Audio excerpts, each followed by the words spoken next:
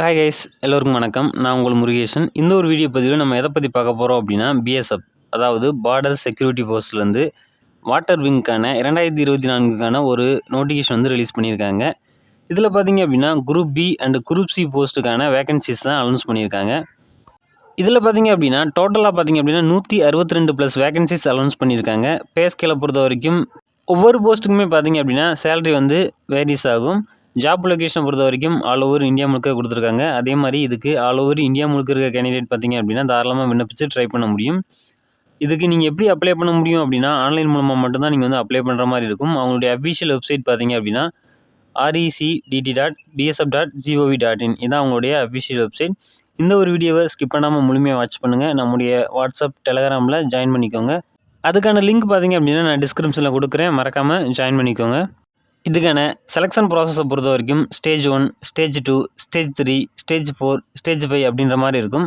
Stage 1ல் இதற்கான return examination இருக்கும். ஸ்டேஜ் 2ல் ஃபிசிக்கல் டெஸ்ட் இருக்கும். ஸ்டேஜ் 3ல் ஒரு சில போஸ்ட்டுக்கு இதுக்கான ஸ்கில் டெஸ்ட் இருக்கும். ஸ்டேஜ் 4ல் டாக்குமெண்ட் வெரிஃபிகேஷன் இருக்கும். ஸ்டேஜ் 5ல் மெடிக்கல் எக்ஸாமினேஷன் இருக்கும். லாஸ்ட்டாக பார்த்தீங்க அப்படின்னா இதற்கான ஃபைனல் மெரிட் இருக்கும். இதான் இதற்கான செலெக்ஷன் ப்ராசஸ். இதன்படி தான் அவங்களுமே ஃபாலோ பண்ணுவாங்க. நெக்ஸ்ட் பார்த்தீங்க அப்படின்னா இதற்கான ஏஜ் லிமிட்டை பொறுத்த வரைக்கும் சப் இன்ஸ்பெக்டருக்கு நீங்கள் அப்ளை பண்ணணும் அப்படின்னா 22 வயதுலேருந்து 28 வயதுக்குள்ளே இருக்கணும். அடுத்து பார்த்தீங்க அப்படின்னா ஹெட் கான்ஸ்டபிளுக்கு அண்டு கான்ஸ்டபிளுக்கு நீங்கள் அப்ளை பண்ணுறீங்க அப்படின்ற பட்சத்தில் உங்களுக்கு 20 வயதுலேருந்து 25 வயதுக்குள்ளே இருக்கணும். இதான் உங்களுக்கான ஏஜ் லிமிட். இதுக்குள்ளே இருந்துச்சு அப்படின்னா மட்டும்தான் நீங்கள் விண்ணப்பிக்க முடியும். அதே மாதிரி ஏஜ் ரிலாக்ஸேஷனுமே கொடுப்பாங்க. அதாவது எஸ்சி எஸ்டிக்கு 5 இயர்ஸ் ரிலாக்ஸேஷனும், ஓபிசி கேட்டகரியில் இருக்கவங்களுக்கு 3 இயர்ஸ் ரிலாக்ஸேஷனும் கொடுப்பாங்க. உங்களுக்கு ஒருவேளை ஏஜ் பார் ஆயிடுச்சு அப்படின்னா இந்த ஒரு ரிலாக்ஸேஷன் யூஸ் பண்ணி நீங்கள் தாராளமாக விண்ணப்பிச்சு ட்ரை பண்ண முடியும். போஸ்ட்டை பொறுத்த வரைக்கும் சப் இன்ஸ்பெக்டர், மாஸ்டர் இதில் பார்த்தீங்க அப்படின்னா டோட்டலாக எவ்வளோ வேகன்சி கொடுத்துருக்காங்க அப்படின்னா 7 வேகன்சி கொடுத்துருக்காங்க. இதுக்கான குவாலிஃபிகேஷனை பொறுத்த வரைக்கும் நீங்கள் 12th பாஸ் பண்ணியிருக்கணும். 12th பாஸ் பண்ணிவிட்டு matter certified by the water transport authority and marine department அங்கேருந்து உங்களுக்கான சர்டிஃபிகேட் நீங்கள் வச்சுருக்கணும். அப்படி நீங்கள் வச்சுருந்தீங்க அப்படின்னா மட்டும்தான் இதுக்கு எலிஜிபிள்.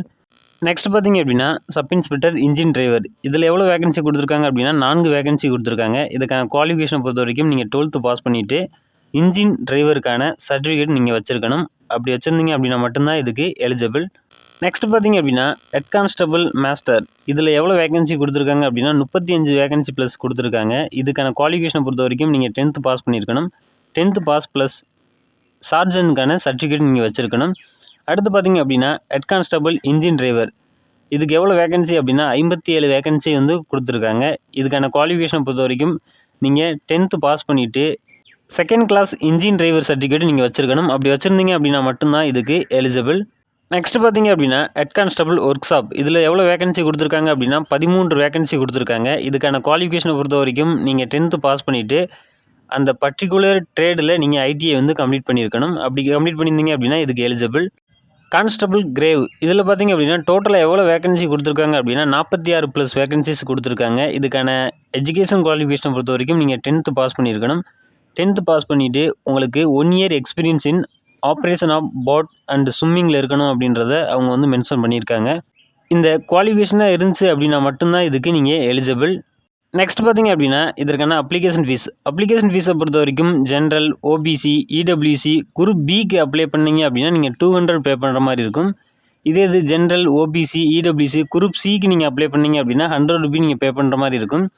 இதே இது எஸ்சி, எஸ்டி, இஎஸ்எம் கேட்டகரியில் இருந்தீங்க அப்படின்னா நீங்கள் ஃப்ரீயாகவே அப்ளை பண்ணிக்கிற முடியும்.